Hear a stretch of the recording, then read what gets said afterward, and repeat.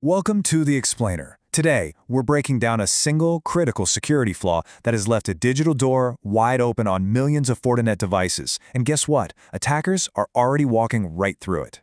So let's just start with a number, and it is a big one. Over 3.2 million. That's how many Fortinet devices have been found exposed online, all potentially at risk from this one single vulnerability. Now, this flaw, it's officially known as CVE 2026-24858, and it's got a severity score of 9.4 out of 10, on that CVSS scale. A score that high, well, it puts it firmly in the critical category, and for some very, very good reasons. Okay, so what is this thing really? What makes this one flaw such a massive threat to so many different organizations out there? Well, at its heart, this is what we call an authentication bypass.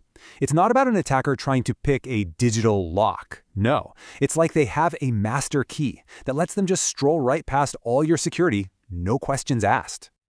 And here's where it gets really interesting. The weak point, the attack vector, is the FortiCloud single sign-on feature, SSO. This is the mechanism that lets an attacker use SSO to literally jump from their own account into someone else's network.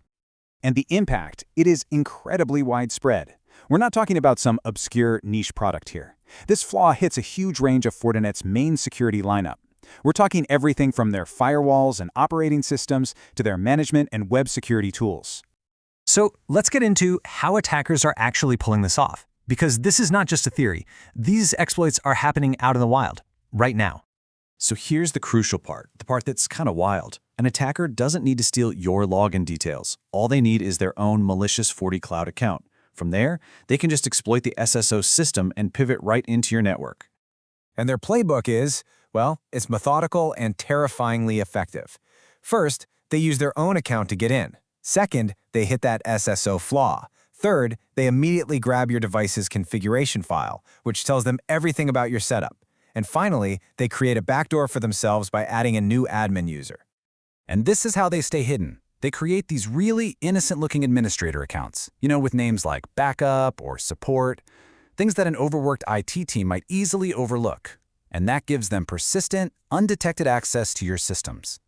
So how did the security world respond to all this? Well, the official actions, they really paint a clear picture of just how urgent this whole thing is.